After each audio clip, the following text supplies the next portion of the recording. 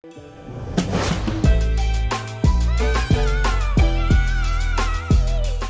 college basketball season is here. I'm so excited. I'm sure you are as well. And to celebrate, we're going to start with a preseason mock draft. Of course, the NBA season has kicked off, but the beginning of college basketball gives us a great opportunity to do a little bit of a temperature check and see where we're at with all of these prospects going into this NBA draft cycle. Now, I hope you guys do enjoy the content today. If you do, be sure to leave a like and subscribe.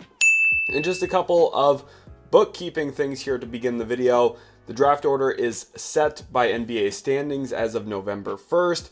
This video is coming out November 3rd, so a couple of days for me to put together the mock draft. Make sure I have all the picks in order because every single time this is absolutely crazy.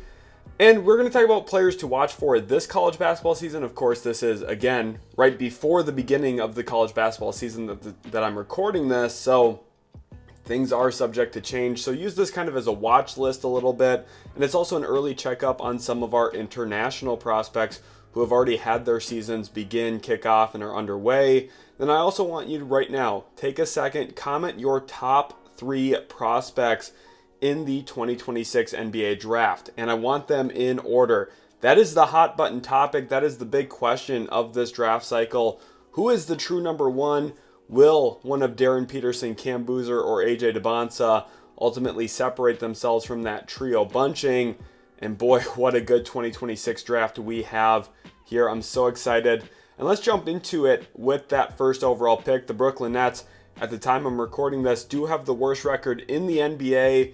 They have been horrid, just like I projected before the season. And if you look at the way that they went throughout the 2025 NBA draft, it was pretty obvious their intention was still with a forward mindset to the 2026 draft as well. They spent 5 first-round picks. They're an extremely young team, a team with Michael Porter Jr. and Cam Thomas. You're not trying to actively win that aggressively. And thus far, through the first 5 games of their season, they've been very successful at losing. So who would I have the Brooklyn Nets picking here first overall? In this mock draft, I did ultimately land with them going with Cam Boozer out of Duke. And I spent a lot of time thinking about this selection specifically for Brooklyn. And last year, I think the 2025 draft gives us a really great indicator on who this team, who this franchise wants to be under Jordi Fernandez's tutelage. And a big area that they're looking for, a big skill set, is playmaking. And you can argue Cam Boozer might be the best playmaker passer in this draft. Now, he doesn't do it in the typical guard fashion, of course, as he is a bigger forward, kind of a hybrid 4-5 a little bit. Probably best suited to play the 4 in the NBA, but he does a great job initiating zoom action. I think he's going to be an awesome piece for Jon Scheyer this year. Running action off the top of the key, utilizing his size to pass over the top of the defense. Just never feels like he's hurried or in a rush.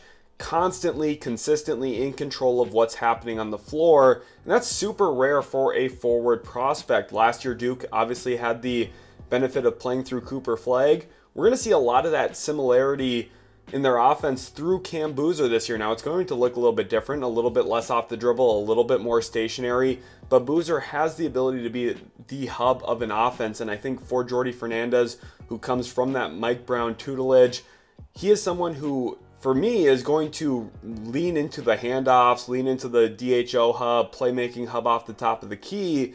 And Cam Boozer checks a lot of those boxes for Brooklyn. And I think this year he's going to be utterly dominant. Now, there are some drawbacks for Cam Boozer. Partially why he's not a 5 is he's just probably not big enough as a consistent super elite rim protector, but I think he's going to be a very, very good one. And I think if you look at his ability to check off the boxes, not only for what Jordi Fernandez and the Nets are looking for, but on the stat sheet, already in the preseason, 20 plus rebound game, 20 plus points in multiple games. He's been knocking down assists, knocking down 3-pointers. He's been doing a little bit of everything, getting in the stocks category, right? Getting a few steals a game, getting a couple blocks a game. He is just a stat sheet monster. At some point in his career, maybe will record a 5x5, which is ridiculous to say, but he's the type of player, not sure if he'll get there with the steals for an actual 5x5 game, but he's going to be so impactful. And I think for Brooklyn, this is the type of player that completely transforms your franchise, gives you a real face of your organization. and is somebody who will not only do the dirty work on the defensive end and in the rebounding department, but can be a go-to offensive player for you. Maybe not in the traditional 30-point per game sense that we're seeing around the league right now, but you can initiate all of your action through him. He can be an awesome screen and dive player. He can be a great passer, facilitator, and can score the ball both on the block and as a driver a bit as well, which gives you someone, again, you want to lean your offense into because you're going to trust his decision-making process. And I think for Brooklyn, who's already indexed super heavily on playmaking, you get arguably the best playmaker out of the trio at the very top of the draft if you do take Cam Boozer first overall. Which leads us into the Atlanta Hawks, and boy, oh boy, we knew it when the trade was made, but New Orleans yet to win a game. It's looked pretty bad there for Willie Green and the New Orleans Pelicans, and as a result, Atlanta Hawks fans are sitting there licking their chops at the possibility of having a top 3 pick in this year's loaded draft class. And second overall becomes a real question mark because you say, okay, well, this team has Trae Young, so do they zero in on someone like AJ Dybantsa? But then we look at the contract status. Trae Young did not get a contract extension. The Hawks have shifted their play style a bit away from Trae Young as well this year, leaning more into Jalen Johnson on the basketball. The number of passes made by Trae Young has gone drastically down this season. The number of potential assists has nearly halved, honestly, which is crazy. Went from leading the league last year by a wide margin to now kind of being in that cluster in the top 10. Trae Young is not the sole focus point for the Atlanta Hawks offense anymore, and that opens up the possibility for them with his contract status to go a different direction. That's what I have the Atlanta Hawks here doing second overall, selecting guard Darryn Peterson out of Kansas. I do have a video breakdown out on the channel about him. I recorded it back in June. He is an extremely exciting prospect and somebody who, coming into Kansas for Bill Self, will be the face of the Jayhawks this upcoming season as a true freshman. Expect him to be super awesome this year as a freshman. Definitely someone who I could see averaging 20 points per game in his freshman season, which is honestly mostly unheard of. He's going to be extremely productive for the Jayhawks, and they're going to let him run the show a bit as a lead guard. And I think Darryn Peterson, in a lot of ways, embodies exactly what the NBA has become, where your best player is oftentimes your lead player. Your best player is the guy who has the ball in his hands a majority of the game, and Hawks fans know what that looks like in the half court, in the full court with Trae Young. They've seen that story, but Darryn Peterson's quite a bit bigger, quite a bit more athletic, obviously, and really competes on the defensive end as well. I think one of the overlooked areas of Darryn Peterson as a prospect has been the defensive end of the floor, where he's actually been a stocks machine. He's going to be a highly productive defensive playmaker at the very worst in the NBA, but definitely has the physical tools and the technique to actually compete on that end of the floor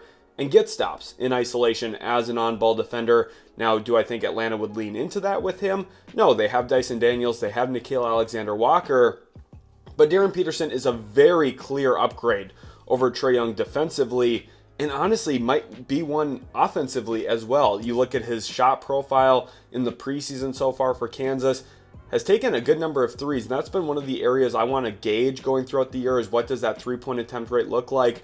What's the pull-up volume? And so far, I've been extremely impressed with his ability to create off the dribble, get open three-point shots for himself off the bounce, coming out of the pick and roll and in isolation. And obviously, we know what that drive game looks like. He's extremely creative with the handle. He's able to get downhill.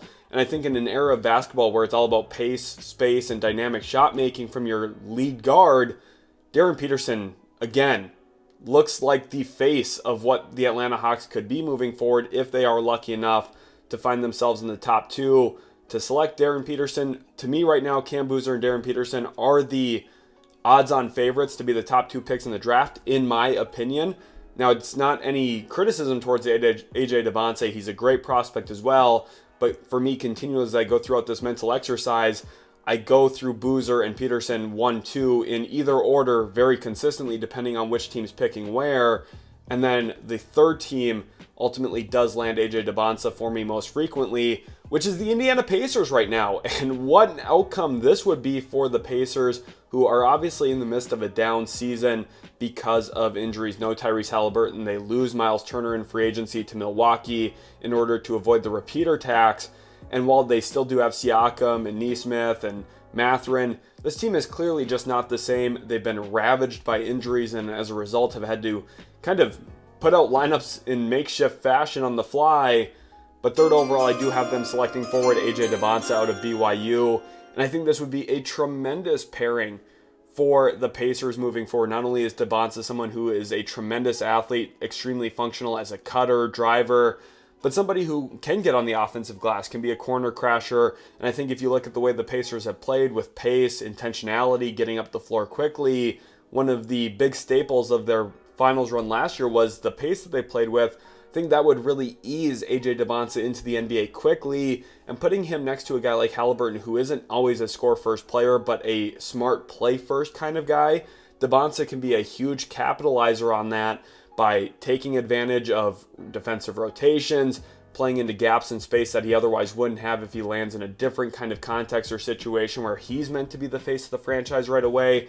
And I think at BYU, he's going to get to experience that. I think we're going to see some struggles occasionally throughout the year because of that, but he's also been someone who in the preseason so far for BYU has dominated out of elbow touches, has been somebody who can be a go-to force at times. Now, there have been some lapses here and there. You know, you've seen a couple possessions, I'm sure, on social media where defensively he's not engaged or locked in, but I think a lot of that would look different, not only in the NBA period, but for a franchise like the Pacers where he wouldn't have to be the entirety of the offense like he is at BYU to a certain extent. And I do think playing for Rick Carlisle, someone who does push young guys very, very hard, I think this would actually be a really great landing spot for Dybantsa, not only from a player personnel around him standpoint like Haliburton and Siakam, but I also think the coaching staff would quickly maximize who Dybantsa can be in his NBA career.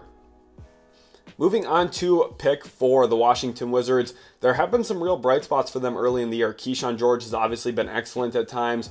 Alex Sarr, I think, has turned a real corner, not only in terms of his play style and shot diet, where we've seen a few less threes, more rim volume, more paint volume in general, but I also think just kind of the intentionality of the entire group. I think mixing in some of those veterans, there's been better overall cohesion and play style formatting under Brian Keefe this season. I've been very happy to see that, but the Wizards are still tanking. They're still not as good as other teams.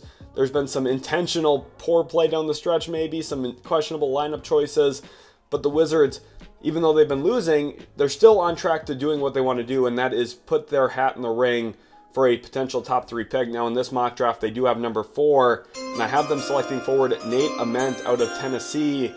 I continue to hear Nate Ament talked about as this super high upside prospect, and the comparisons to Kevin Durant, that continues to be something that I think pushes that kind of topic or discourse on Nate Ament as this super high ceiling prospect. But I actually kind of look at him in a different light. I look at Nate Ament as this high floor player, somebody who can be a super long, lengthy defensive impact and catch and shoot player, someone who can be a super valuable off the catch wing. Now we'll see how his year at Tennessee goes, because maybe he does flash more off the dribble capabilities than I'm currently projecting for him going into his NBA career. Then all of a sudden maybe that discussion changes, but at the very worst, I think you're looking at someone who can be an impactful starting caliber player pretty much immediately in his career, hopefully, and someone who can bring intentionality to an offense, someone who can bring real value off the basketball to an offense. And I think if you're looking at Washington, you already feel like, hey, maybe we have some creation bets in Keyshawn George and Bub Carrington. We obviously already have our dynamic stretch big who can do a little bit of everything offensively in Alex Sarr. It's all about putting those puzzle pieces together. Nate Ament can be such an interesting fit off of all of those guys as someone like Jabari Smith Jr., who for Houston has been super valuable as a corner shooter for them. And defensively kind of ties a lot of what they do together in terms of ball pressure, rim protection, and then kind of matching the middle game in between those things with another big, long, athletic player who fills gaps and provides a lot of value in those ways. Maybe Nate Ament can be that for Washington and be a very fascinating landing spot for him in this year's draft. Obviously, we'll see how the college basketball season goes. A lot can change. Nate Ament might be one of the biggest movers throughout the year depending on how his season goes. but I'm very excited to watch it. I have a huge shout out here and special thank you to College Basketball Analytics.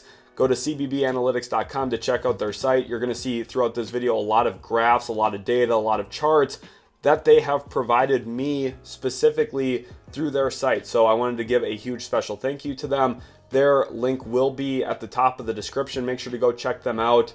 Throughout this college basketball season, they are going to have updated live data on a lot of these guys that we're talking about in today's video, any of the college players at any level. So if you want to keep up with college basketball, they are a great place to do so. Again, you're going to see some of those graphs coming up here very soon in the video.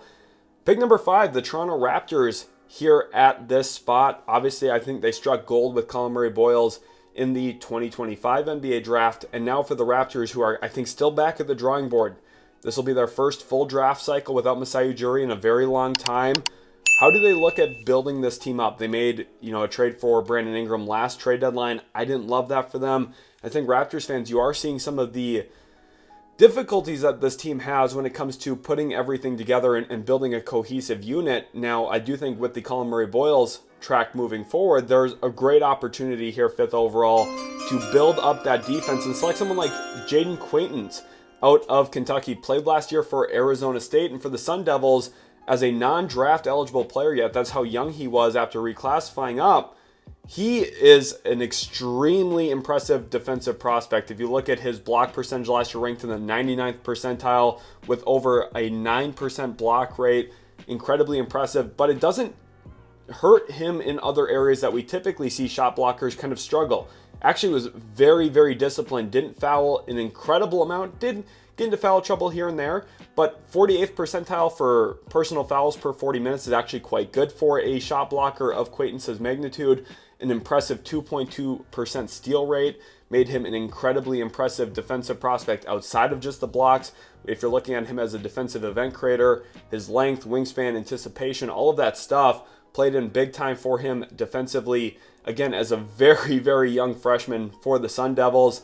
And then the defensive rebounding rate, ranked in the 83rd percentile there still. So for someone who was as prolific as a shot blocker as Quaintance was for ASU, he was still able to get on the defensive glass, impact the game in a lot of ways. And I think if you're looking at who he is as a player, as a prospect moving forward, he's a perfect pairing next to Colin Murray-Boyles. The combination of length, defense, athleticism, shot blocking, timing, rotation, and effort defensively without fouling makes them a very scary pairing going forward for Toronto, who's already wanting to build that kind of forefront of their team on the defensive end. They have a really strong defensive backbone as is already, and I think Quaintance would be a huge addition to it, especially as Pirtle ages and continues to deal with injuries year in, year out. Quaintance, I think, would be a very good bet for them in the top 5 here at this spot. And then also emerging offensive skills that I think this year at Kentucky under Mark Pope, we might see a little bit more production, a little bit more talent. I'm very excited to see how that goes. That's going to be some of the big areas that we have to watch for this year. Last year was very productive as a finisher, shot a few threes. We're going to have to watch how everything develops and kind of manifests and folds together here for Kentucky and Quaintance simultaneously, but I'm extremely excited about him as a defensive first prospect. I think you could argue he is maybe the best defender in this draft, and that alone sells Toronto here at number 5. Moving on to pick 6, we have the Charlotte Hornets here at this spot, and we talked about Atlanta maybe undergoing a facelift at the guard spot position. I have Charlotte doing the exact same thing here, 6th overall selecting guard Mikel Brown Jr. out of Louisville. Dominated with Team USA U18 earlier, or U19, earlier this summer. And I think he's going to ride a lot of that momentum throughout this season. In some of the preseason scrimmages and games thus far for Louisville, one of my big questions for him is what that three-point attempt rate is going to be. How often can he get to the rim? One of his games, he took 13 shots, 11 of them were threes. So I think that's going to be a huge question still going forward. Can he become a significant drive and kick force? What's his paint touch look like per 40 minutes? I want to see him get to the paint a lot. I want to see him drive kick. I want to see him do a little bit of everything. And this is a Louisville team that is going to be quite strong. They brought in Adrian Woolley as well from Kennesaw State, a prospect who I like quite a bit. We'll see where he ends up on my final big board this year if he does declare for the draft in 2026. But Mikel Brown Jr., definitely a lot of talent. a lot of guard skills to work off of. Can get to the rim at times, can get to the free throw line. I think that's going to be a key area as well. And for Charlotte, while you do have LaMelo Ball, I think Mikel Brown Jr. might be a step up long term if you're believing in his ability to get downhill, draw free throws, get to the foul line consistently. And I think, again, you're looking at a facelift at the guard spot, which is a significant change if a team like the Hornets do pull the trigger on a Mikel Brown Jr. draft pick. It might mean LaMelo Ball's playing for a new team next year. We'll see how the rest of the Hornets season plays out. You know, there was already the one moment earlier this year where LaMelo Ball shoots a sidestep three from about 30 feet with the game on the line.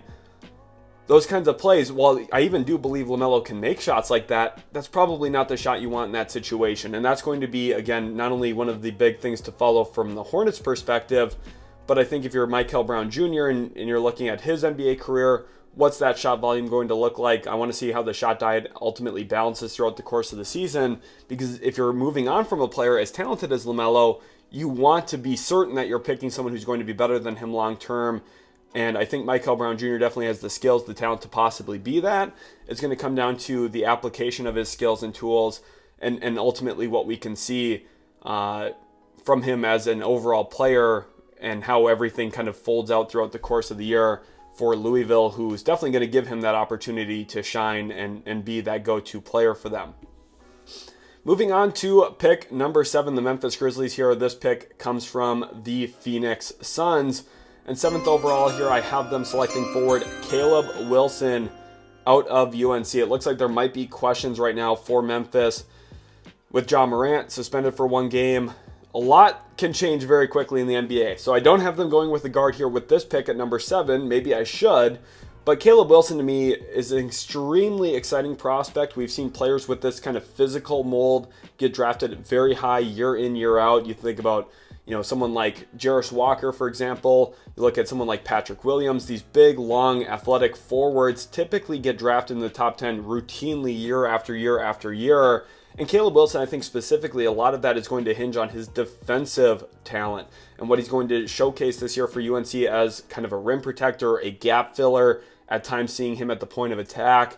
He's going to be an impressive defensive prospect first. And then if you're looking at his emerging offensive skills, it's the ability to play around the post, score out of duck-ins, function as a cutter. Well, I'm interested to see for UNC how much he actually has the basketball in his hands. UNC has a very talented front court this year. If you look at Henry Vesar as well, who transferred in from Arizona, probably talk about him later in this mock draft, maybe a little bit of a spoiler there for you. But for Wilson, again, some of these freshmen, I'm extremely fascinated to see how their shot diet plays out and what their usage rate looks like throughout the course of the year. Because at times, you get these really highly touted freshmen coming in and things just don't necessarily click right. And it might be the way that they're being utilized. It might be the way that they're applying their own skills and physical traits and gifts that they have. And I think Caleb Wilson, someone who has a lot of that untapped potential. He's got a great body to, really exert himself at the college level and the NBA level, I think. So again, we just have to see it. And I'm extremely excited for what it ultimately looks like. Because there's some touch there, there's some real mid-range skill, some post-up skill. Again, how much of that is functional in terms of turning himself into a great NBA prospect? Offensively, that's a question, but I think the defense is going to carry a lot of his prospect profile with his just length, size, anticipation, and the ability to impact the basketball on the defensive end of the floor. Moving on to pick number 8, the Sacramento Kings here at this spot. And for Sacramento, I think there's a lot of different ways that they could look. Caleb Wilson would have been a very intriguing prospect for them had he still been on the board because of the natural pairing around Domantas Sabonis. I think a big, long, athletic forward would make a lot of sense for them. So I have them going with forward Koa Peat here out of Arizona. I talked about Arizona losing Henry Vesar. Well, they added in a lot of talent this year in incoming freshmen. Brayden Burries and Koa Peat appear to be two of the biggest opportunity freshmen in the Big 12. And for Arizona specifically, I think Koa Peat's going to do a lot of different stuff for them, scoring the basketball inside the arc. We'll see how many threes he takes per game. I think that'll be one of the big storylines to watch for him this year. But for Sacramento specifically, you're looking at getting an athletic four-man. I talked about Caleb Wilson, why that would have made a lot of sense. You're kind of slotting Koa Peat into that exact same role as a cutter, a finisher, someone who's really valuable in duck-ins. And I think Arizona's going to find creative ways to use these guys. I think Burries is going to give them a good dose of on-ball talent. And I think Koa Peat's going to give them some of that off-ball functionality as a cutter, a play finisher, a diver. We'll see how often he screens and rolls. I think that could be something very interesting to monitor this year as well, working with Brayden Burries. And I think for Sacramento, who's kind of in the middle of nowhere right now with their roster, they're very guard-oriented with Zach LaVine, DeMar DeRozan, Russell Westbrook, Dennis Schroeder. They started all 4 of those guys next to Sabonis earlier this season already. So it's kind of a crazy time in Sacramento right now. They definitely, with Keegan Murray out right now, are missing that kind of forward presence big time. I think Koa Peat in the mix could definitely help them, and it maybe slots Keegan Murray into a more natural small forward spot more consistently as well, which I think would be good for balancing out Sacramento's rebounding talent, and then also their ability to play with size without jeopardizing or sacrificing some of the pace that they're able to play with. And I think Peat specifically would be a very strong fit off of Sabonis in Sac Town moving forward. Pick number 9, the Dallas Mavericks here. We talked about Brayden Burries just a second ago. That's the selection here for the Dallas Mavericks, who definitely are looking at some guard help if they do have a top 10 pick in the draft. Now, I ultimately don't expect them to stay in the top 10. I think this team, again, the standings are going to change pretty drastically. We're very early in the NBA season. Most teams haven't even played 7 or 8 games yet. I almost said 6 or 7.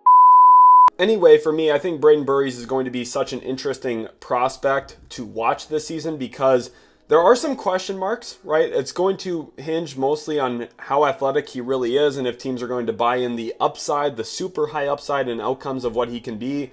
But from a dribble pass shoot perspective and a downhill player comp, like you're looking at someone who's going to navigate pick and rolls effectively. You're going to look at someone who has some of the dynamism, the creativity with the handle to get to where he wants to go on the floor. Now, is he more of a combo guard? Is he a point guard? That's going to be one of the big questions around him as well this entire year. Because if you go back to, pre-college tape, there is a lot to be excited about from a scoring perspective, for sure. And you want to see those playmaking steps, that the playmaking creation take a step forward as well this year when he has that opportunity for the Wildcats.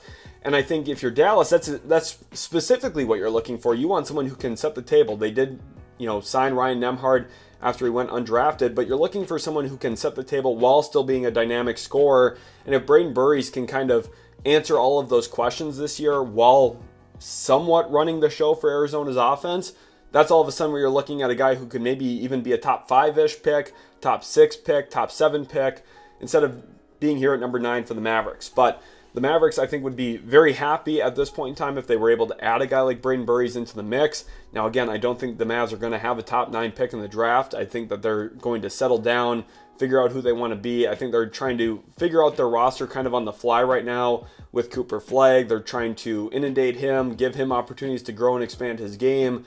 But that kind of has come at the cost of winning to a certain extent so far. So I think for Dallas, it's about finding that healthy balance of on-ball, off-ball for Cooper Flagg, and then also trying to put those right pieces around him. And if they do have a chance of getting Brayden Burries going into future seasons, I mean, it would be just tremendous for the Mavericks moving forward.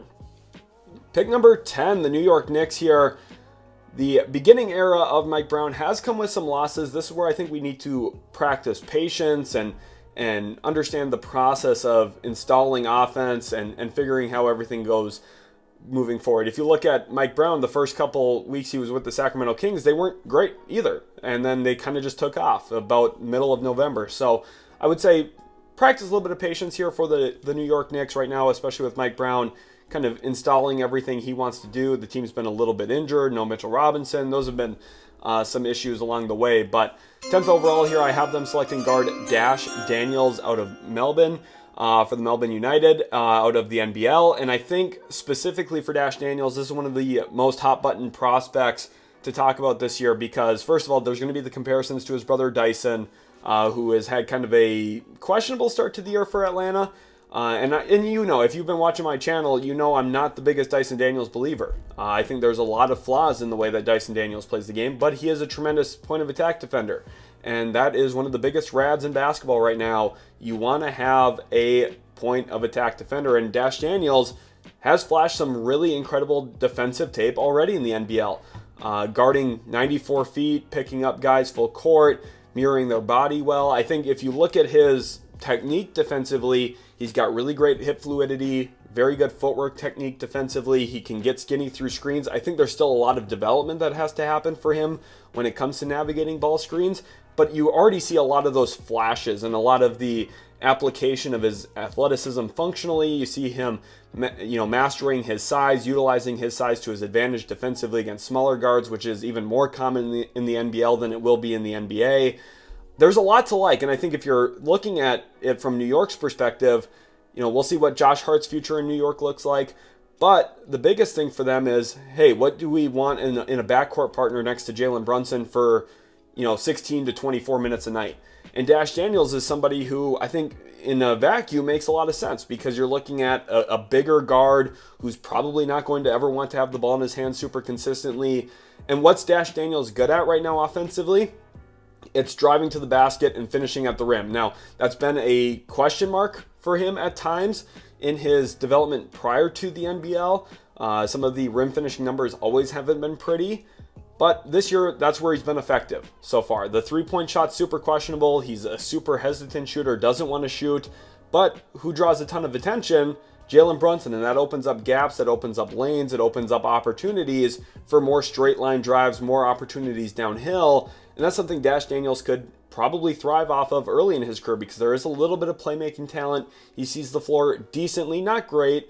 He's not as skilled as Dyson Daniels, and I say that kind of tongue-in-cheek a little bit, because I'm not even a huge believer in Dyson Daniels offensively. I think there's a lot that you have to be willing to overlook to value him as an offensive player. But Dash Daniels, I think, is an even worse version of that. So you might be saying, well, why are you projecting him in the top 10 here? One, I think it's a fit thing with the New York Knicks at this point. Again, I don't think the Knicks will be picking in the top 10. But I also think that Dash Daniels, there's a few benefits for him. There's going to be a lot of teams ready for someone who can have a defensive impact like he's going to be able to. Secondly, there's the name recognition. There's going to be a lot of comparisons to his brother Dyson, who was a lottery pick in his own right, and everyone's extremely excited about him as a player who just got paid very handsomely by the Atlanta Hawks.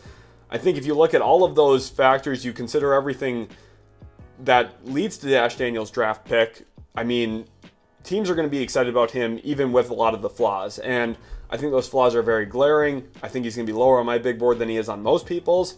But ultimately, I do still see him as a potential lottery pick in this year's draft. Pick number 11, the Utah Jazz here. Shout out to Will Hardy, the work that he does every single year. Honestly, I think Will Hardy's going to be a tremendous coach in the NBA for a long time. The combination of off-ball movement with deception, the offensive strategy, all of that stuff always looks really good. Defensively, we'll see how Will Hardy can evolve and grow as a coach as his teams get a little bit more talented, progress, not only in terms of talent, but also in age and maturity and defensive understanding. But he utilizes his team very well offensively. Walker Kessler's been awesome this season. Lauri Markkanen, again, been on a heater to start the year. One of the best movement shooters in the entire NBA. Super functional off-ball player. I just love watching the Utah Jazz play, man. And it's a big reason for it is Will Hardy's design and play calling and coaching. But another big reason for it is some of the talent that they do have. And I've had a lot of fun watching the Jazz this year so far early on. I'm excited to see how their season goes. They probably will start losing a bit more, kind of like what we see from the Jazz every single year over the last few years is, hey, let's start competitive and then ultimately head toward the tank, right? And 11th overall right now, I have the Jazz selecting center Chris Cenac Jr. out of Houston. So, Utah did trade Colin Sexton and a future second-round pick for Jusuf Nurkic.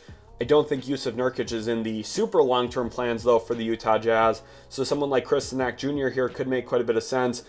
He's going to have an awesome opportunity playing for Houston and Sampson specifically, Coach Sampson there with the Houston Cougars, who I think, if you look at Houston this year, they have to be in the conversation, or if not in the conversation, the front runner for a national title. And I think Chris Cenac Jr. is going to be an awesome piece for them, fitting in along some of their other existing talent. Milo Suzan coming back, for example. A lot of other great pieces there in the fold. And I think Chris Cenac Jr., first of all, he's going to be a little limited in terms of what he's allowed to do compared to some of the other incoming freshmen. Like Darryn Peterson's going to have pretty much full control, do whatever he wants for Kansas to a certain extent. I think AJ Dybantsa is going to be able to do what he wants. Cam Boozer, what he wants to do is already what Duke wants to do, so that's a perfect marriage. I think Chris Cenac Jr. here is going to be kind of restricted. They're going to ask him to play out of the dunker spot. They're going to ask him to play post-up basketball next to other inside bigs. They're going to ask him to sit in the dunker spot. They're going to ask him to catch lobs. They're going to kind of restrict what he's able to do, but it's going to probably lead to really great basketball. That's something that's become a staple for the Houston Cougars over the last 5-10 years. And I think Chris Cenac Jr. is going to be extremely productive and efficient and effective in that reduced role. And I think if you're looking at it from Will Hardy's perspective and Utah's perspective, who would be an awesome big to bring into the game when Walker Kessler checks out? Someone like Chris Cenac Jr. would check, I think, a lot of those boxes, and he would be a perfect pick and roll big for Walter Clayton Jr. He'd be a perfect pick and roll combo with Keontae George, who I think has taken a step forward this year in the actual point guard department, which has me pretty excited for his future in the NBA. I've kind of always been a little hesitant, a little iffy. I do think this year we've seen a pretty significant step forward in the right direction. And for Utah, right now, like, the team has a lot of pieces. They're a few things away from putting it all together, but with all the assets and ammo they have to go make a trade, maybe you draft someone like Chris Cenac Jr. and then all of a sudden you go strike, make a big trade for a superstar player, and you all of a sudden look at the team and say, wow, this team's actually pretty good pretty quickly.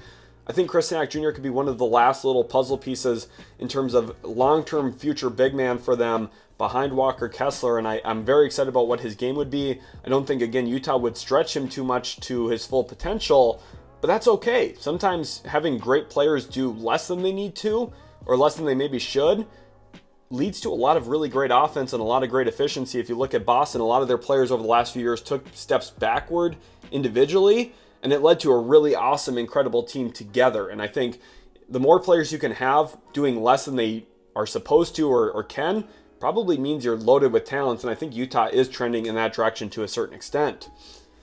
Pick number 12, the Memphis Grizzlies here. This pick via the Orlando Magic. And Memphis, earlier on in this draft, remember, went with Caleb Wilson out of UNC. At number 12, I have them taking a guard here in Labaron Philon. And again, shout out to College Basketball Analytics. Here are some of his overview stats from a year ago as a freshman next to Mark Sears in a backcourt where he didn't have unlimited usage, didn't have unlimited opportunity, but was still incredibly productive. A very good assist rate, really solid assist to turnover percentage, especially when you look at his percentile ranking within the nation. And then also someone who was extremely active defensively, and that was one of my favorite things about Labaron Philon, talking about him last year as a draft prospect, was his steal rate, the quick, active hands. And listen, Alabama has not been a good defense for a long time under Oates. They're not going to be. But here's the thing. Labaron Philon at the point of attack was actually very impactful on the basketball. Now, it didn't always come with the best help defense. They didn't always have a true top-end rim protector behind him to protect him when he did get beat. But what he did was impact the basketball, force some turnovers, and defensive event creation, turnover generation right now is the rage of the NBA, and I think Labaron Philon is going to be someone who excites a lot of people in that area. And with the Grizzlies kind of calling out Ja Morant for his defense, questioning his effort and everything, Labaron Philon might be that paint touch go-to player for them moving forward post Ja Morant. I think one of the most exciting things about Labaron Philon as an offensive player, with the ball in his hands, he is an extremely dynamic downhill player, can get paint touches with ease. And the Grizzlies have been one of those organizations that have been extremely focused on paint touches, and they have someone who, even if Labaron Philon is not the most dynamic shot creator for himself in terms of actually being able to pay off those opportunities, they have a really elite screen setter in Zach Edey, who's going to be an awesome pick and roll player. He's going to get opportunities for Philon because of his ability to screen, actually set good, strong, hard screens and create space for his teammates. And I think Philon, with Caleb Wilson going to Memphis, it drastically overturns what this franchise looks like a little bit moving forward, gives them another creator, something they badly need, even if they do keep Ja Morant. But in the event that they did trade Ja, would drastically change the outlook of their future and give them someone who they would immediately throw on-ball opportunity at in the first year fully without Ja Morant. Moving on to pick number 13, the Boston Celtics here. This will be one of those teams to monitor.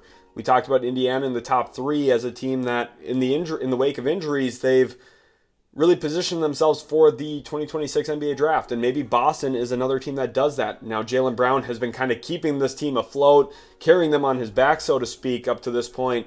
but I could see the Celtics kind of throwing in the white towel here, throwing in the white flag, and saying, hey, maybe we want to take a step back here and focus on our future teams. But 13th overall, I do have Boston taking center Hannes Steinbach out of Washington, the German big man. There's a lot of similarities to a lot of other bigs. He's going to draw some comparisons to Mo Wagner, for example.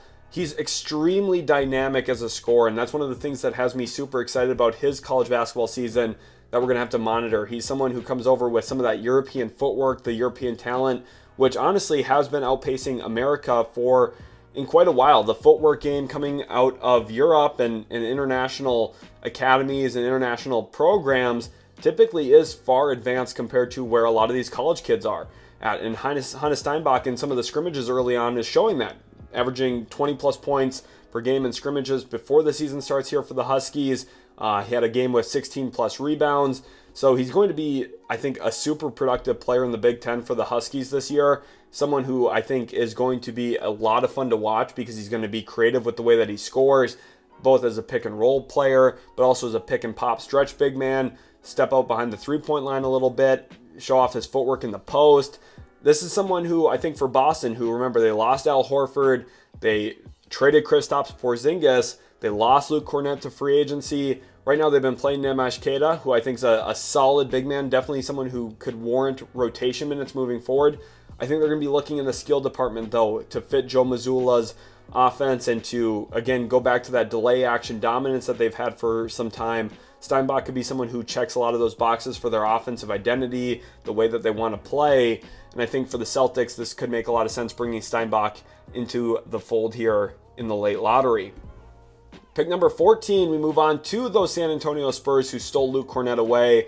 What a great start to the season. And this is that swap option with the Hawks. The Hawks kind of off to a jagged start. Trae Young suffers an injury. They've kind of, like I said earlier, drastically changed the way that they want to play.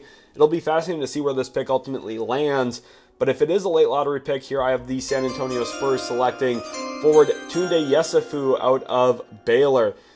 Super fascinating prospect here because some of the overall skill set is still lacking a little bit, but there's a lot to be intrigued by. He is probably one of the strongest wings that will be in this entire draft class. He is built like a horse, and that's a great thing, especially for a team like San Antonio, who already has the most freakish player in NBA history in Victor Wembanyama, someone who's 7'5", who moves like he's 6'5". Having that athletic advantage has already been such a demonstrative issue for other teams to try and deal with. Getting a super strong wing like Tounde Yessoufou becomes even more problematic because you might say when he barrels down the lane through somebody, hey, let's throw extra help at him. And that's when Wemby's just sitting in the weak side dunker spot and you just throw the lob up in the air. Something I feel like San Antonio's done a much better job at this year is just realizing, hey, we have the tallest player on the planet. Let's just put the ball in the air and he's going to go catch it and finish it. They've done a much better job at it in the middle of their 5-0 start, first one in franchise history. So that's been extremely impressive. But the more physical advantages that they can stack up moving forward, the better. And Yessoufou, someone who has an extremely quick first step, very strong, athletically explosive. A lot of those physical traits tend to work out when you have other unique athletes around them. And I think Wemby gives the Spurs so much advantage because he just draws so many eyes. He's honestly one of the most skilled players in the league already, if not the most skilled player in the league. We're literally talking about Wemby. He's a top 2 or 3 player in the world already. And I think moving forward, like, you have a lot of unique opportunities to build whatever kind of team you want. If you want a team that shoots the three incredibly well, you can do that. If you want a team that drives the ball incredibly well, you can do that. If you want a team built with freakish athletes, you can do that. And they kind of already have it with big guards like Dylan Harper. Stephon Castle's extremely awesome defensively. He's a quick downhill player as well in transition. Then Yessoufou can kind of check a lot of those boxes as well as a drive and finish player, a get out and run player. And I think defensively he could be really awesome as well because you look at how Lou Dort defends. And listen, I'm not comparing Tounde Yessoufou to Lou Dort. I don't think he's going to be that caliber of defensive player, but I think he can match some of those physicality components. And that's going to be an interesting decision here for San Antonio. They go into this draft with a possible blue chip asset, depending on how the Hawks season plays out and how the lottery goes and everything.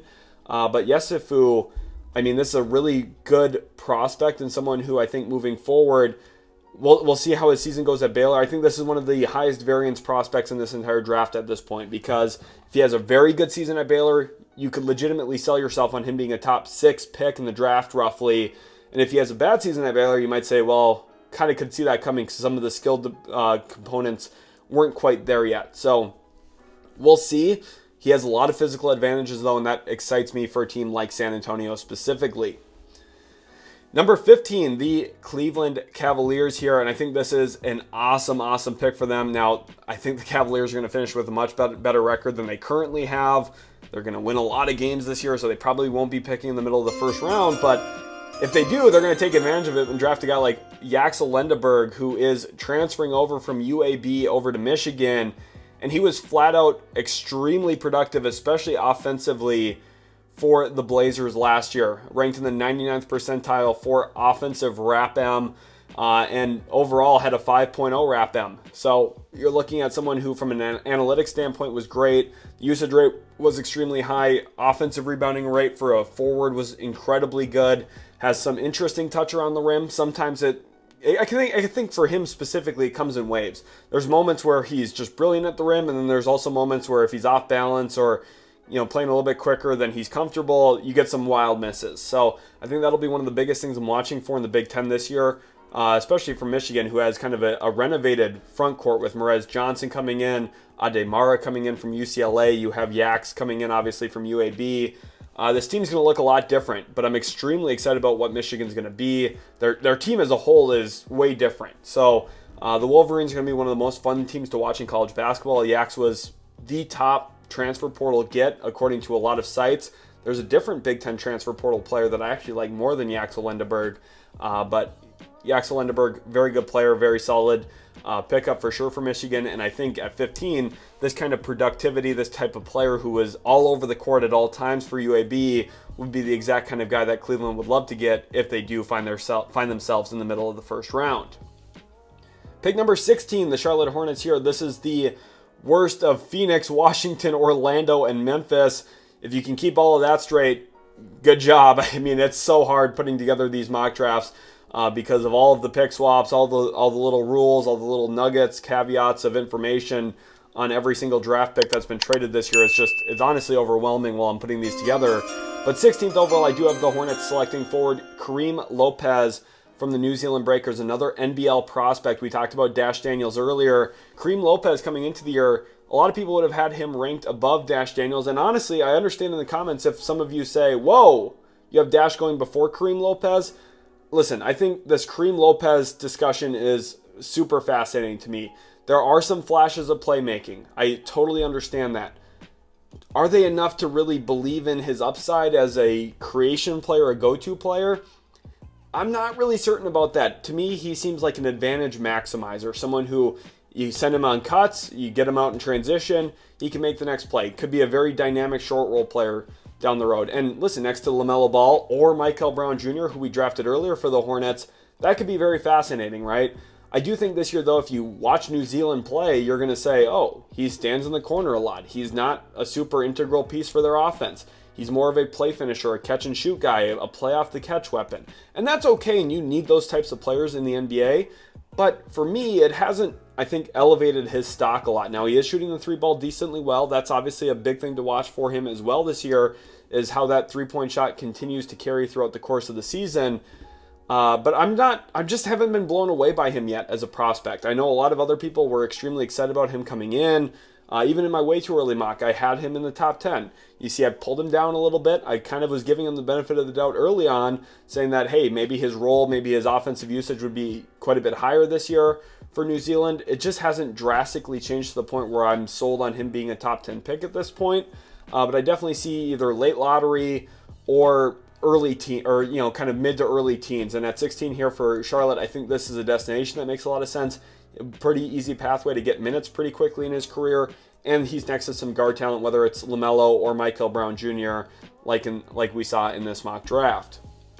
Pick number 17, the Minnesota Timberwolves here. This is the least favorable of Utah and Minnesota from the Rudy Gobert trade. And boy, oh boy, do I love this pick. This is a match made in heaven.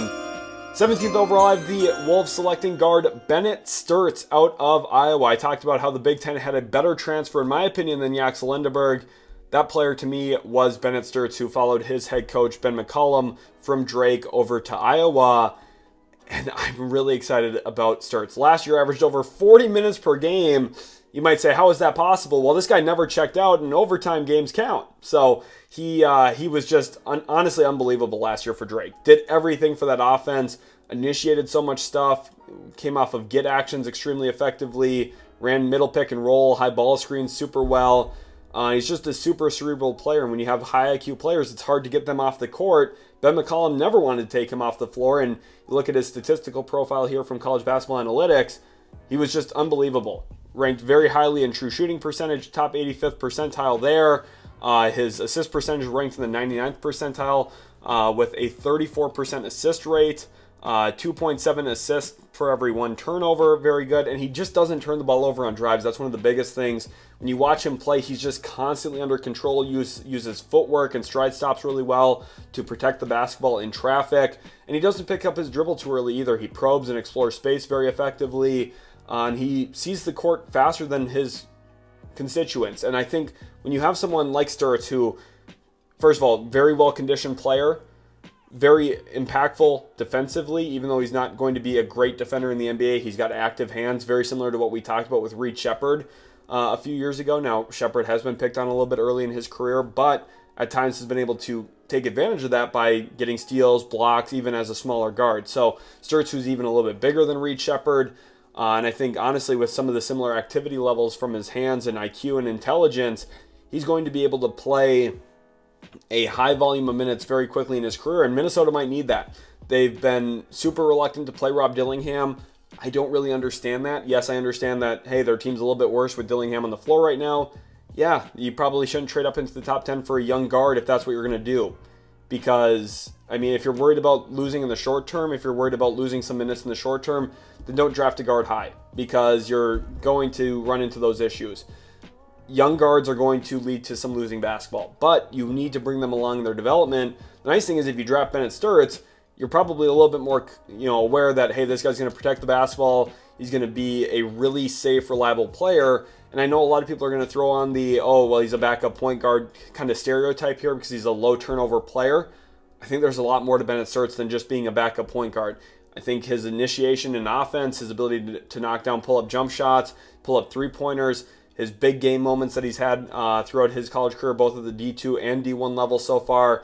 This guy's a baller. This guy's a gamer. I do have a breakdown out on the channel on him as well. Definitely recommend checking that out if you haven't already. Pick number 18, the Oklahoma City Thunder here now. At this spot, I have Oklahoma City, who this is the first of 3 draft picks in this mock draft for them. I have them here going with guard Isaiah Evans out of Duke. And Isaiah Evans last year, as a true freshman for the Blue Devils in kind of a reduced role, was still one of the most effective three-point shooters in the nation on a permanent basis. When he checked in, he was ready to go, and he was ready to let it fly. Super high three-point rate, one that honestly drastically changed Duke's offensive profile when he was in the game. Half of Duke's shots when Isaiah Evans was on the floor last year were three-pointers, and Isaiah Evans was a big reason why, because he comes off of flares, he comes off of pin down, stagger action, and he's ready to let that thing fly. And he always does a great job getting balanced, setting his feet, squaring up to the hoop. And you might say, okay, well, that's not really what OKC has right now. So why are you mocking OKC, this type of player? This is not really the way that they play. This is for playstyle versatility and variety. Right now, the Thunder, if we're being honest about it, they don't have a lot of needs. Mocking 3 players to them in the first round is extremely difficult. More likely than not, they're going to trade 2 or maybe all 3 of these first round picks. They don't need them. But if they are going to spend a first round pick on a guy, someone like Isaiah Evans, who offers things they don't already have a lot of, right now their best movement shooter is Isaiah Joe. And I like Isaiah Joe a lot. But let's get another Isaiah in the mix, and Isaiah Evans, who is an awesome movement shooter in his own right. You would get him on a cost-controlled rookie contract. This would be perfect for Duke, or for OKC, drafting the Duke flamethrower, who I think is going to take a big step forward this year, not only in terms of role, but overall production, being in a bigger role for the Blue Devils post-Cooper Flagg going into his sophomore year. The Miami Heat now at number 19. I have them here selecting forward Dame Sarr out of Duke. The Heat have been the headline of the NBA through the first week and a half or so, with a big reason being their overall offensive style shift, where they've gone away from ball screens and have tried to play into isolation and space and pace more, getting up and down the court incredibly quickly, leading the entire NBA in pace at the time I'm recording this. They've been a blur. Now, I do have questions about how that's going to ultimately work throughout the longevity of a long 82-game season, how that works when you're at significant talent deficits compared to some of the best teams in the league.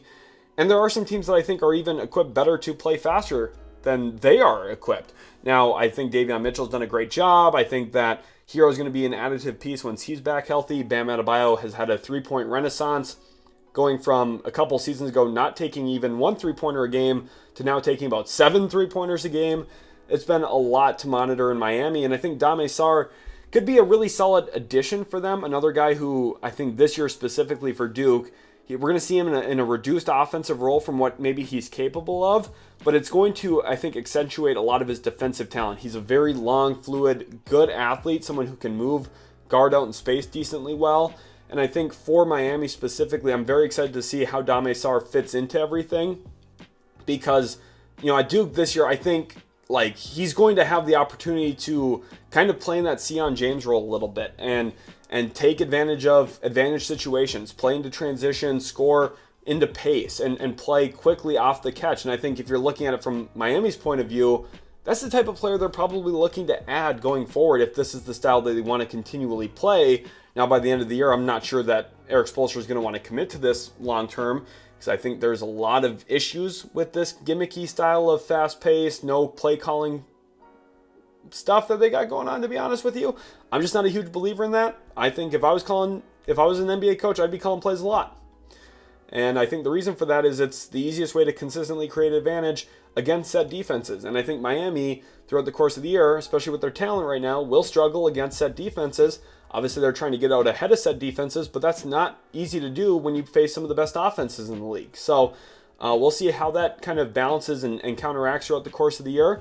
But Miami at 19, Dame Sarr could make a lot of sense given the stylistic advantages that he's going to be able to play into at Duke and what Miami's probably looking to add into their newfound system. Pick number 20, the Denver Nuggets here. I always loved mock drafting for the Denver Nuggets specifically because it's like, okay, what kind of player can I get around Nikola Jokic? The best passer, the most cerebral player maybe in NBA history. What kind of fun toy can we get him here in the draft? And at number 20, I'm giving them Braylon Mullins out of UConn, true freshman coming in.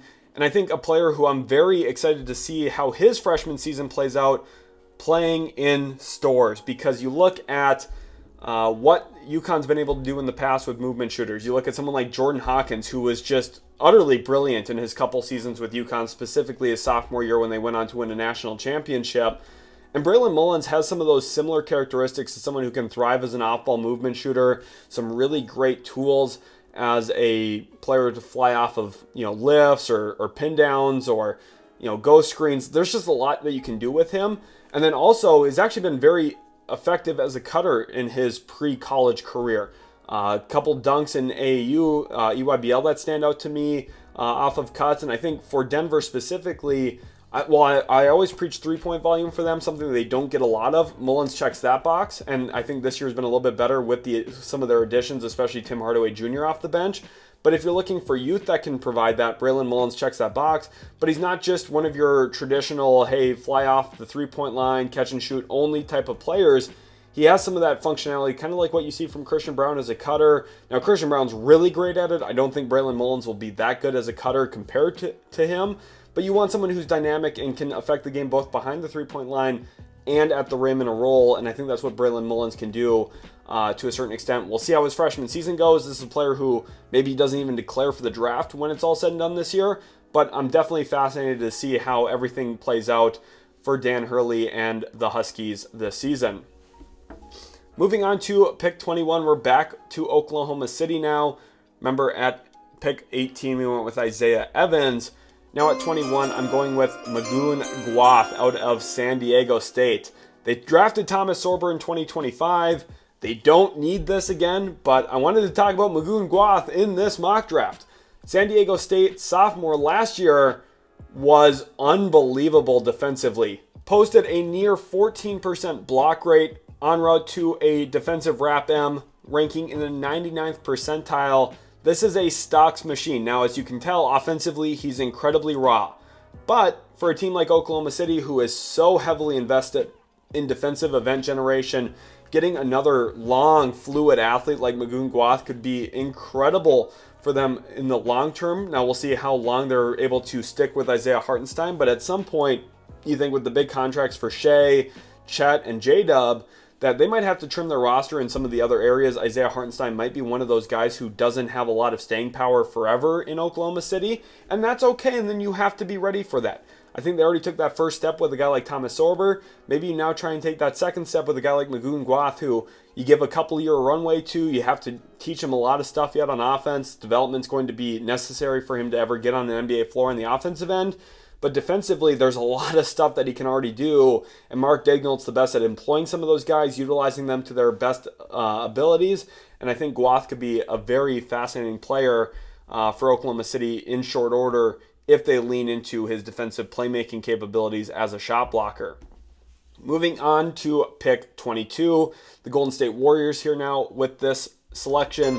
I have them going with forward Carter Knox out of Arkansas. This is a kind of all-around, well-rounded wing who did a little bit of everything last year for Arkansas in somewhat of a smaller role, just ranked 38th percentile-wise in usage rate last year with a 17% usage rate, but extremely productive still, nearly a 61% true shooting mark.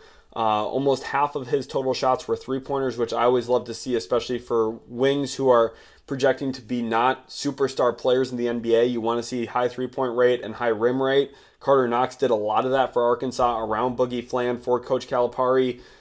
Made 35% of his threes too, so it wasn't like he was an elite sniper, but definitely made enough of his three-pointers that you have to respect him. And then if you're one of those big believers in free throw percentage and how that all kind of ties together and your shooting development progression, shot it well from the free throw line. Over 80% of his free throws were connected upon. So for Golden State here, I kind of went back and forth. I looked at the big man spot for them. There's a few bigs I did like, but I ultimately did go with a forward wing type in Carter Knox because I do think just a little bit more athleticism, a little bit more off-ball shot making could be valuable for them. It seems like Golden State's just done a really nice job filling in some of their missing pieces, right? Quentin Post was a tremendous second-round pick. I liked a lot for them when they picked him up. Will Richard looks like he's been an absolute home run for them up to this point, even better than I expected. So there's been a lot of real positive small developments for the Golden State Warriors on the fringes of their roster and the fringes of their rotation. And I think Carter Knox could be another really good addendum to that into their overall congruity on their roster. Pick number 23, the Milwaukee Bucks here now. This is the, remember, worst of NOLA and Milwaukee. Safe to say this pick's probably going to be safe and sticking with the Milwaukee Bucks. 23rd here, I have them selecting center Ademara from Michigan, and this is one of my more polarizing players in this mock draft because some of the things Ademara does really, really well, he does incredibly well. He's a tremendous passer as a big man, some elite footwork and post-scoring capabilities, and at 7'3", he's flat out one of the best shot blockers in college basketball as well. I talked about Michigan earlier on with the Yaxel Lendeborg and the additions that they've made into their front court with Merez Johnson and Yax and now Ademara as well. This team's going to be a lot of fun to watch, and I'm very interested to see how the minutes shake out, but also to see how the production shakes out because Mara, someone who coming over from Spain a few years ago, I had highlighted as a potential future top 10 pick in the draft because I looked at his skills and tools, and it just never kind of came to fruition for Mick Cronin and UCLA. And I'm wondering if for Michigan this year, we can kind of see everything come together and tie in together to make him a first-round worthy prospect. And that is kind of what I'm projecting right now by putting him here at number 23, is that we see an awesome season for him where, hey, look, he's a big who can play make a little bit, sees the floor decently well, can definitely score out of the post. Now, that's not something that you're going to want to do a ton of, and in Milwaukee, this is kind of a questionable fit because he's not your traditional stretch big, which is what we've seen the Bucks trying very aggressively to continually pair with Giannis, whether it was Brook Lopez in past iterations or Miles Turner in the current one. But what I'm valuing here is the shot blocking, ranked incredibly high In fact, 100th percentile with a 17% block rate, which is just ridiculous. Also rebounds the ball incredibly well with a 21.7% defensive rebounding rate, which ranked in the 95th percentile. Gets on the offensive glass really well, nearly a 17% offensive rebounding rate, which was, again, 99th percentile. All of the analytics, all of the numbers love this guy from a percentile basis, a points per possession basis when he's on the floor, scoring out of the post, making decisions as a passer. And there is still a lot of good stuff that can happen out of the post in the NBA if you pay attention to what teams are running, set plays, all of that. So there's a lot to be excited about. Ademar is a guy who I think if everything kind of comes together at the right time and the right way for him, could be a very, very fun pick for a team in the middle to late end of the first round. Pick 24, the Chicago Bulls here. This pick comes from the Portland Trailblazers. This is a throwback of a trade that sent this pick to Chicago. And now the Blazers, playing great basketball to start the year, perhaps are sending this pick to Chicago. And here I have the Bulls selecting center Alex Condon out of Florida. He was extremely effective and productive for Florida last year en route to a national championship. You see his all-in-one RAP-M numbers there from last season. But it's more than just that effective, the effective analytic metrics. And for me, I'm always in on, okay, what does this player do well? What are we actually evaluating skill set wise? And some of the biggest things for the Bulls right now, they want to play fast, they want to play with playmaking juice, they want to cut, they want to get out and run. And Alex Condon to me is someone who, as a delay big, after transition, if they don't get that initial look, gives them a really easy way to flow into other action, other stuff. And at Florida, he's always done a great job of initiating dribble handoffs and being a player who can, flash to the top of the key, flash to the free throw line, go get the basketball, and then you can initiate handoffs off of that, and then backdoor cuts, zoom action. There's so much that you can do with an Alex Condon type player in your lineup. And for the Bulls, who have questions long-term about Nikola Vucevic's potential future, he's off to a great start for them this season, obviously, with the Bulls playing so well. But you're looking for other bigs who can be complementary pieces into that. Alex Condon, I think, makes a ton of sense in the style of play that Billy Donovan wants. And we know Billy Donovan has some ties to Florida as well. So I think everything kind of ties together here for the Bulls to consider someone like Alex Condon at number 24. Pick 25, we look at the Detroit Pistons, who are off to another great start. Jalen Darryn just set his career high last night with 31 points at the time I'm recording this. So things are going well in Detroit. Now, I do think that they could still use another ball handler. I think they're missing Jayden Ivey pretty drastically to start the season. But the Pistons still kind of trending upward, and I'm extremely excited about it. Pistons fans, you should be too. Here at 25, I have them selecting guard Caden Boozer out of Duke, the second Boozer twin to go in this draft. Obviously, Cam Boozer was our headliner at pick number 1 to Brooklyn. Here I have Caden Boozer going at 25, and the reason for him to Detroit here is just the professionalism that I think he's going to bring to a team, not only off the court, but on the court as well. Obviously, his dad, Carlos Boozer, was a long time NBA veteran, a really great player in his own right. So Caden Boozer knows what it's like to be around the NBA, be in the NBA, all of that. He has that kind of lived experience growing up with an NBA father, but he's also someone who knows how to handle an offense. And I think that specifically is what Detroit could be looking for here. I felt like Dennis Schroeder was such a great pickup for them last year. Just settled a lot of stuff down, gave them pace, ran their offense, initiated actions extremely effectively and well. And then they let him go to Sacramento. And I understood that was a hard decision, not just a decision made by, hey, let's look at our roster personnel and improve, but it also comes down to the financial component, budgetary stuff.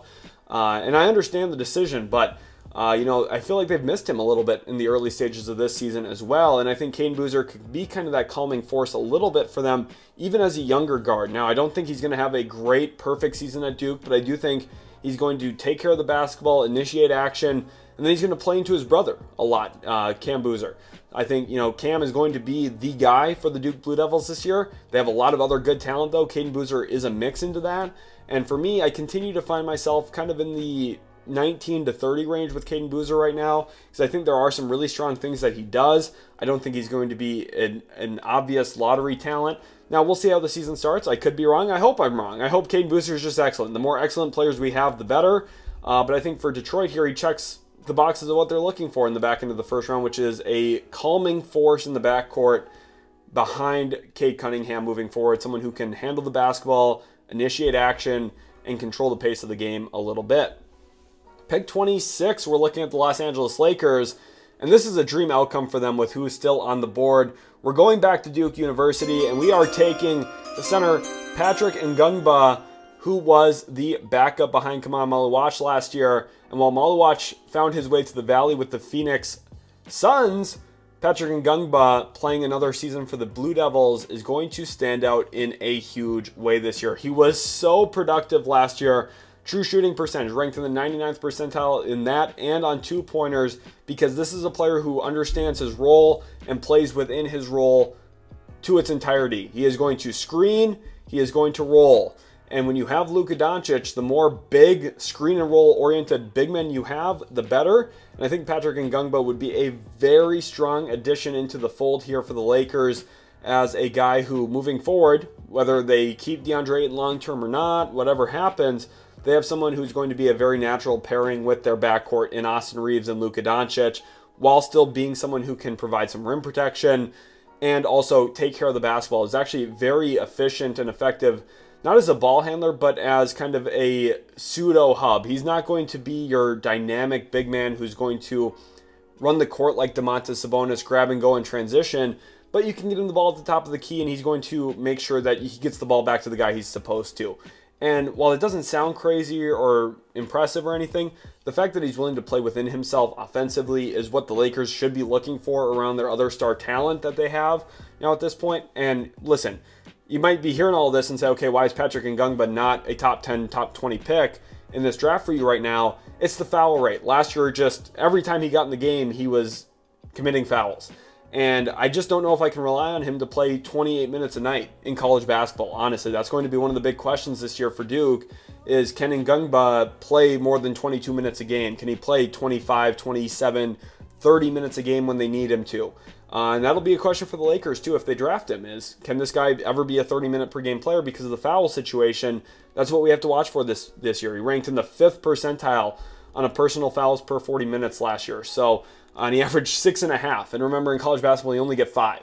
So that's it's definitely a testament to how often he was fouling last season.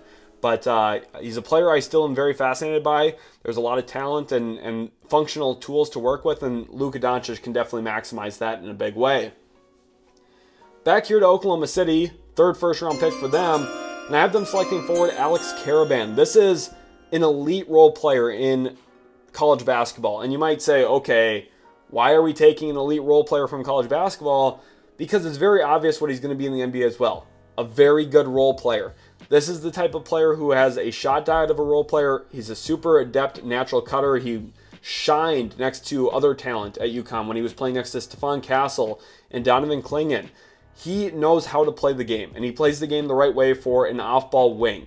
He's connective, very smart player. If you look at his overall analytical profile, he passes the ball well. He's a very good swing connective player in that way. And then he takes a lot of threes, and he makes a decent amount of them. Last year, kind of a down year for him, shot a little bit under 35%, but when he was around other talent like Tristan Newton and Clingan and Castle and Hawkins, I mean, he's been able to shoot the ball very consistently, reliably. Shot the ball from the free throw line really well last year as well, almost 83% from the stripe. For OKC, this is just an example of the rich getting richer. Smart teams tend to draft good basketball players. That's exactly what Alex Karaban is. I'm telling you right now, I'm going to be higher on Alex Karaban this entire draft cycle again than everybody else, because I can tell you this guy's good at basketball. Is he going to be a flashy NBA player? Is he ever going to average 18 points per game in the NBA? No. But what I can tell you is he's going to be someone who contributes to winning when he's on the floor. He's going to be a good impact player. And by the way, he's got extremely long arms, a very good block rate as a wing forward type, and a decent steal rate. So he's not going to be an on-ball stopper, but he's a very good gap filler for a team, both offensively and defensively. And that enough is going to keep him in the first round of my mocks pretty much all year, even though very likely he doesn't end up being a first-round pick, because some teams are going to look at him and say, oh my gosh, he's 22 and not 20 years old. Those 2 years are an absolute disaster, so let's go pick someone who's worse at basketball than him. Doesn't make a lot of sense to me, but that's what's probably going to happen. Pick 28, the Chicago Bulls back on the clock here. Remember, they went with Alex Condon at number 24 from the Blazers. Now at 28, I have them going with guard Anthony Robinson II from Missouri. This is a super exciting player for me. Someone who last year had sub 20% usage rate, but was super productive. Very good RAPM numbers, both offensively and defensively. He's got super long arms. He's a good defensive event creator, generates transition opportunities, and then he's also pretty quick with the ball in his hands. And I think this year for Mizzou, we're going to get to see an expanded opportunity, expanded role for him as more of a lead guard in the SEC. And that excites me because we're going to see how well all of the true shooting numbers, how well all of the analytics stack up for him. Is there any defensive slippage when he's a higher usage offensive player? But then secondly, you look at projecting him next to a team like Chicago, who already, like I talked about earlier, plays so fast. They already have some guards in place in Kobe White and Josh Giddey. Well, look, Anthony Robinson II was already super productive alongside other talent when he wasn't as featured, wasn't as on-ball dominant. And I think if you're projecting a fit for him moving forward, finding a role where you get him out into space, get him in transition, put him in advantage, but then also have opportunities for him on the ball a bit, makes a lot of sense. And I think Chicago can kind of provide all of that to him. So you get Alex Condon, someone who can be a really good DHO big off the top of the key, a hub for your offense in secondary transition. And then you get a guard here in Anthony Robinson who might have really significant upside with super long arms. The utilization of that wingspan, I think, is very apparent when you watch him play. And I think for Missouri this year is destined to have a big statistical season as well. Pick number 29, the Atlanta Hawks here. This is that swap pick with the San Antonio Spurs, which we saw earlier at number 14. And at 29, I have the Hawks here selecting center Flory Bidunga out of Kansas. So there's a few fun things happening here. First of all, remember, second overall, I had them select Darryn Peterson out of Kansas. Let's go get his lob threat in Flory Bidunga. Now, they did trade for Kristaps Porzingis. I don't think center is a drastic need for the Hawks, really at all. They have Onyeka Okongwu under contract. They acquired Kristaps Porzingis. They have Mo Gay. Flory Bidunga here is brought in to, first of all, help make Darryn Peterson comfortable quickly in his NBA career, giving him a familiar face in the locker room, but is also an investment into a guy that they do still have some long-term belief in Bidunga here, who is another guy very similar to what we talked about with Ngungba when he fouls. That he had really high foul rate last year next to Hunter Dickinson, fouled a ton. And it's why he couldn't stay on the court for significant minutes for Bill Self. But when he was on the floor, he was awesome. Nearly a 69% true shooting percentage. Nice. Offensive rebounded the ball extremely well. 13% nearly offensive rebounding rate, which was very, very productive. As you can tell, 96th percentile there. And he's a low usage player, but next to Hunter Dickinson, at times when they showed the court together, they were really good because Dickinson was able to play in the post, and Bidunga would go get to the offensive glass and finish plays from there. Sit in the dunker, occupy the dunker. And I think for Atlanta, not only have we seen the dunker spot be such a good weapon for Quinn Snyder next to Jalen Johnson on short rolls, Bidunga could long-term fit into that identity quite well. It's also just an upside grab here of, hey, Bidunga is extremely athletic, one of the best shot blockers in college basketball. And hey, I know we have a loaded center room, but Porzingis misses time, Okongwu misses time occasionally. Let's get another big, great athlete who can just, we can throw him in, and if he fouls, he fouls. It's not the end of the world because we have other bigs that we can cycle in. I think big man depth is the biggest rave in the NBA right now. I think a lot of teams are missing the boat on it, but Bidunga, I think, could be awesome in the league long term, and pairing him with his now college teammate in Darryn Peterson would be a fun storyline as well. Pick number 30, the final pick here of the mock draft, the Washington Wizards with the swap worst of Oklahoma City, Houston, and the Clippers. At number 30 here, I have them selecting center Henry Vesar out of UNC. Last year played for the Arizona Wildcats. I alluded to him earlier in the mock. Look at his production from an analytics standpoint. His RAPM was ridiculous last year. And listen, the tape matched it too. He was the guy who I did have on my radar in the 2025 draft. And I think if he would have actually declared for the 2025 draft and stayed in the draft, he would have been a potential, first round pick, because he's nearly 7'2", moves extremely well. He's one of those combination players where there's some real size and mobility skills and kind of the intellect to understand how to position himself to win possessions. And I think for Washington, while Sarr's been so tremendous, let's get another big man in the mix. 48 minutes of good center play is outstanding for when you finally want to start winning. And the Wizards, listen, you can't stay bad forever. So go get a player like Vassar who can be extremely productive, a beneficial player for you long-term in a limited role. I think everyone's seeing what Ryan Kalkbrenner has done for Charlotte to start the year and saying, why don't more teams figure out bigs like this, find bigs like this who can be productive? And it's because they just aren't focused on drafting good basketball players. If you go back to last draft cycle, I told you guys all year long, Ryan Kalkbrenner is going to be a good player. He constantly made it up on a lot of my lists, my underrated list, my guys that were overthinking, all of that stuff. And Henry Vassar, I think, is another guy that people are going to overthink all year long. Really good, productive player who stands out not only in the box score, but also in the analytics department. And I think Vassar is going to be a guy that probably gets underhyped all draft cycle long, but shouldn't be, because I think he's going to warrant first-round grades in the 2026 NBA draft. Thank you all so much for watching. Really hope you guys did enjoy today's video. It was a lot of fun recording this preseason welcoming of the college basketball season. If you guys did enjoy, leave a like, subscribe, and we'll catch you in the very next Utility Sports video.